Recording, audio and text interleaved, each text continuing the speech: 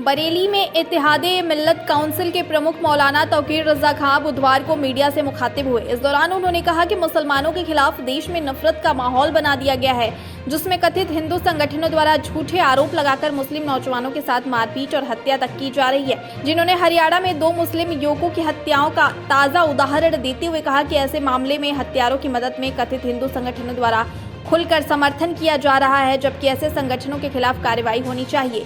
मौलाना तौकीर रजा ने आगे कहा कि कथित हिंदू संगठनों और राजनीतिक दबाव में मुख्य आरोपियों को बचाया जा रहा है। वहीं एक मुहिम के तहत 10 लाख से ज्यादा मुस्लिम बच्चियों का धर्म परिवर्तन कर हिंदू युवकों से शादी कराने का भी आरोप लगाया है। मौलाना ने आगे कहा कि लव जिहाद के नाम पर मुस्लिम युवकों को जेलों में ठूसा जा रहा है। इतना ही नहीं, उनके घर तक उजाड़े जा रहे हैं। ऐसे मामलों में उन्होंने कथित हिंदू संगठनों और मुस्लिम युवकों के हत्यारों के खिलाफ प्रधानमंत्री से 15 दिनों में कठोर कार्रवाई किए जाने की मांग की थी, लेकिन दुर्भाग्य की बात है कि अभी तक कोई प्रतिक्रिया सामने नहीं आई है।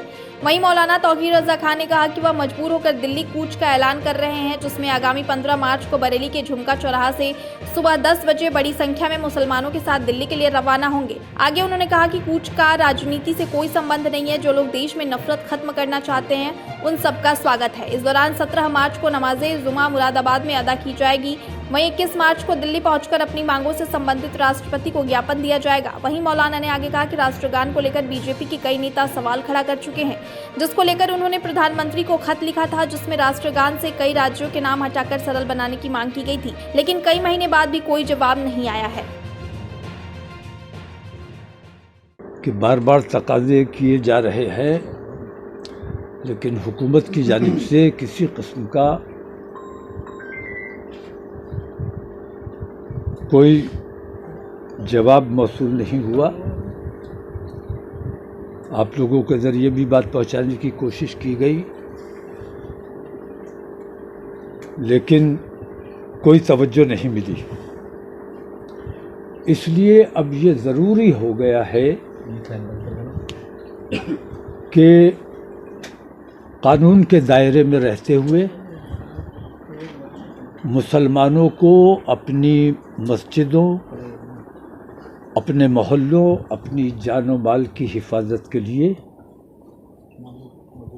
खुद आगे आना होगा, क्योंकि हुकूमत से किसी किस्म की मदद की कोई उम्मीद नज़र नहीं आती। पुलिस का रवैया भी, पुलिस भी मजबूर है, क्योंकि जो आकाओं से आदेश मिलता है उसके मुताबिक उन्हें काम करना पड़ता है। तो अगरचे वो ये महसूस करते हैं कि ज़्यादती हो रही है, लेकिन इसके बावजूद उन्हें ज़्यादती करनी पड़ती है।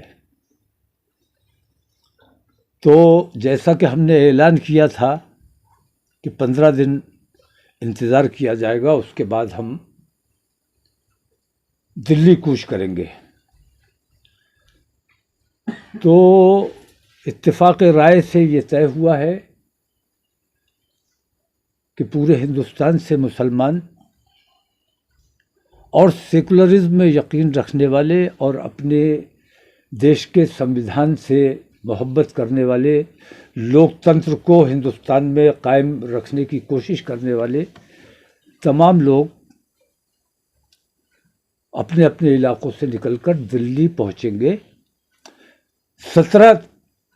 15 तारीख से इंशाअल्लाह हमारा इरादा है कि बरेली से तिरंगा यात्रा की शक्ल में पैदल मार्च दिल्ली तक किया जाएगा और राष्ट्रपति को ज्ञापन दिया जाएगा।